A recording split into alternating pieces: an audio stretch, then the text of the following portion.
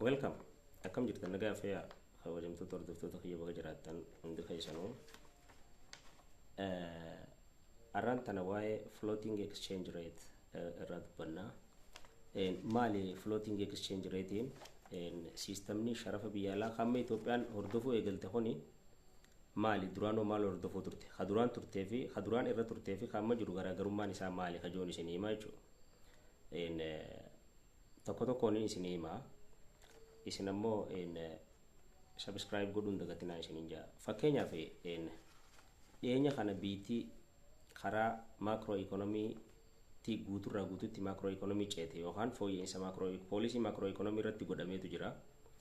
Duramee foreign exchange market jechuun maal jechuudha? Sharafa gabayaa sharafa biyya alaa yookaan gabayaa sharafaa kajennu kuni maal jechuudha kajennu taate iddoo addunyaa guuturraa sharmaalleen addunyaa guutuu itti bitamee gurguramu jechuudha. Karaa daldaltoota idila addunyaatii fi karaa gabayaa maallaqaatiin. Kana jechuun market exchange yookaan foreign market exchange foreign exchange wanni jennuun hiikaan isii akkana jechuudha. Fakkeenya gabaabsee yeroon isinii kaayu fakkeenyaaf gosa sadiitu jira exchange rate systemni exchange rate kun. Yookaan sistemni jijjiirraa maallaqaa jijjiirraa sharafaa kuni sadiitu jira. Tokko fixed jaama, khatti aanu ammoo floating jaama, khatti aanu ammoo managing exchange rate jaama jechuudha. Kan biitii teenya fayyadamaa turte managing exchange rate jennaan. Maali managing exchange rate kun? Managing exchange rate jechuun mootummaan kaayee mootummaatu qarshii hangana haa ta'u jee kaayaa garuu guyyarraa kan mucucaatu jechuudha. Fakkeenyaaf ganamarraa gizee TV bante yookaan sa'a jawgaa TV bante sharafni har'a qarshii hangana bitamee yookaan qarshii hangana gurgurame ka jiru dhageessa. Garuu qarshii 56 ta'uu qaba jee mootummaan kaayaa jennu fakkeenyaaf inni sun mucucaachaa immoo ganamarraa mucucaa xiqqoo agarsiisaa deema. Akkana jechuun mootummaatu kaayaa gabayaan dhiibbaan gabayaan irra qabdu ammoo xiqqoo ni jira jechuudha akkas guddaa yoo ta'u baate. Hatti aanu ammoo tokko ammoo fixed jennaan. Fixidiin kuni dhaabbata jechuudha. Qarshii 56 sharafni ta'uu qaba 56 sharafni ta'uu qaba hajja'u san. Jijjiiramuun qabu. Anaatu haa'u qaba hajja'u jechuudha baankiin biyyoolessaa. Inni sadaffaatii fi hamma biitii teenya hordofuu eegalte floating exchange rate jennaan. Yookaan jijjiirraa maallaqaa yookaan jijjiirraa sharafaa socho'aa jechuudha. Kara managing exchange rate irraa floating exchange rate itti dhufne jechuudha. Okay, kana jechuun floating market exchange floating exchange rate kun yookaan jijjiirraan maallaqaa socho'aan kun jijjiiramu kun maal jechuudha yoo jennu taate gabayaa irratti dhiheessii gabayaa irra jiruu fi fedhii gabayaa irra jiruutu sharafa murteessaa jechuudha. Ani murteessu gabayaatu murteessaa kan jiru jechuudha mootummaan asirratti. Floating exchange rate jechuun fakkeenyaaf warra gabayaa gurraachaatiin fakkeenya si haasa. Warra gabayaa gurraachaa fakkeenya fudhattee ganamarraa sharafni qarshii hangana, har'a qarshii hangana, boru qarshii hangana waan jaamuu jira.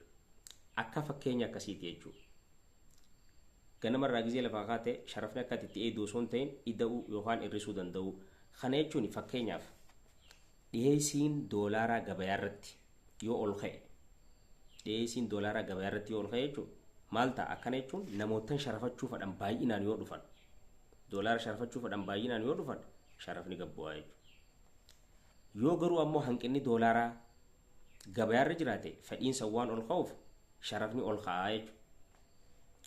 Kanaaf fakkeenyaaf akka biyyaatti biitii gurguruu barbaadu haa jennu warri gurguruu barbaadu maaltu itti dhufa? Ol ka'iinsa meeshaalee biyya alaatti ergitu. Ifi akkasuma ammallee fedhii biyyarraa tanarraa deemtee biyya biraatti investi godhu jechuudha. Fakkeenyaaf Itoophiyaan asii kaatee investoroonni Itoophiyaa biyya biraatti investi godhuu fadhuu fi ammallee biyya biraatirraa waa galchuu.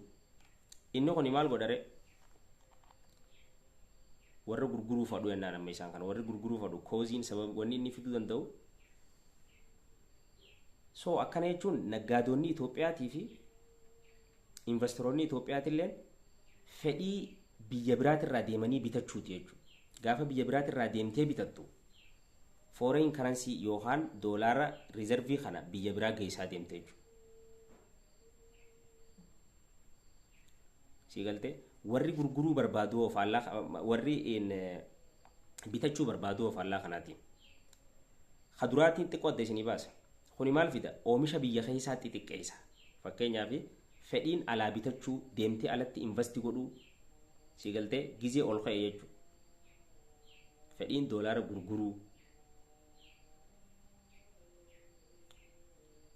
kuni oomisha biyya keessaa akka xiqqaatu godha jechuudha. Oomishni biyya keessaa akka xiqqaatu akkasuma sharafni biyya alaa riizerviin biyya keessa jiru akka gad xiqqaatu godha. Faallaa kanaatiin bitachuu yoo barbaadde hareefu jenne amma fakkeenyaaf bitachuu barbaadu namichi dhufe ka biyya Ameerikaa irraa dhufe suni maallaqa Itoophiyaan nurraa bita jechuudha.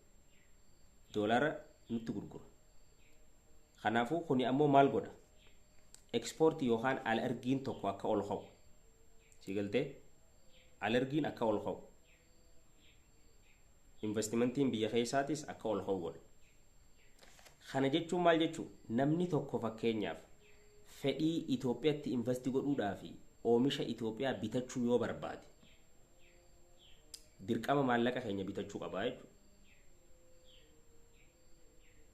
Siigalee amma warri bitachuu barbaadu, warri fedhii bitachuu qabu, warri gurguruu barbaadu maal godha? Importii yookaan alaa galchuu fi deemee alatti investi godhuu guddisa. Inni kun ammoo hanqina sharafa biyya alaatii fi oomisha biyya keessaa irratti hanqina fidaa jechuudha.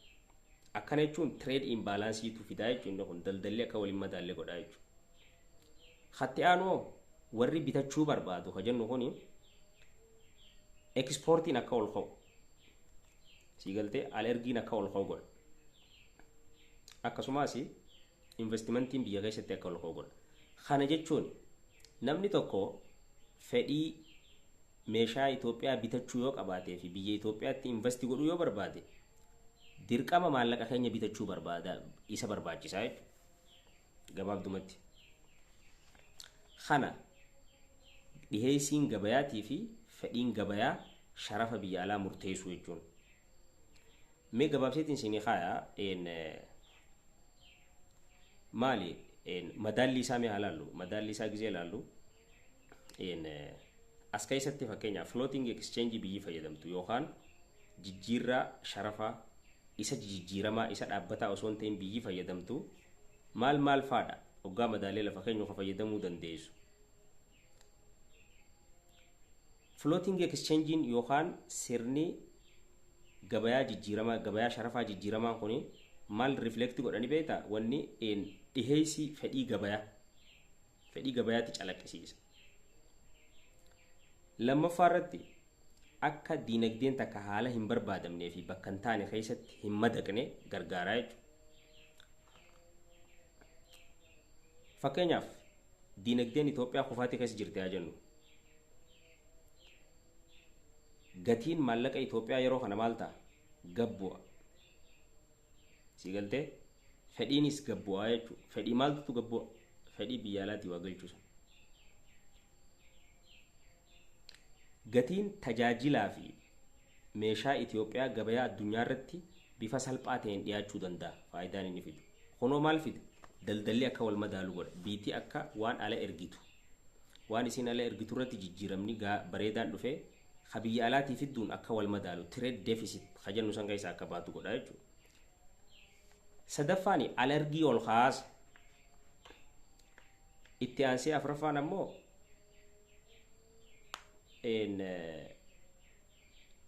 baasiin alaa galchinu wanni alaa galchinu xiqqaachuu jechuudha. Wanni alaa galchitu ni xiqqaata oomisha biyya keessaa ol kaasa. Hatti aanu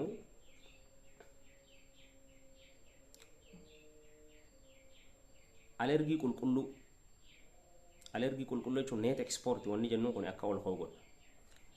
Rakkoon inni fide jaamee yaadamu yoo jiraate tokko meeshaalee biyya alaatii dhufan irratti gatii ol ka'a. Qaalomiinsa meeshaalee biyya alaatii dhufaniitu dhufa. Kuni rakkoo floating exchange yookaan siistamni amma jijjiirraa sharafa maallaqa Itoophiyaa siistamni amma fayyadamuu eegalte kun rakkoo inni fidu keessaa tokko meeshaa biyya alaatii dhufan irratti gatii ol kaasuu mala jechuudha. Itti aansee sharafni warra tilmaamtotaaf yookaan black market illee jechuun dandeenyu tilmaamtotaaf saaxilamaa ta'a. Akkana jechuun tilmaamtonni kun sharafni tasgabbiin sharafa akka uumamne akka mirkanoonee fi akkasuma tasgabbiin diinagdee akka dhabamtu shoora taphachaa deemaa jechuudha.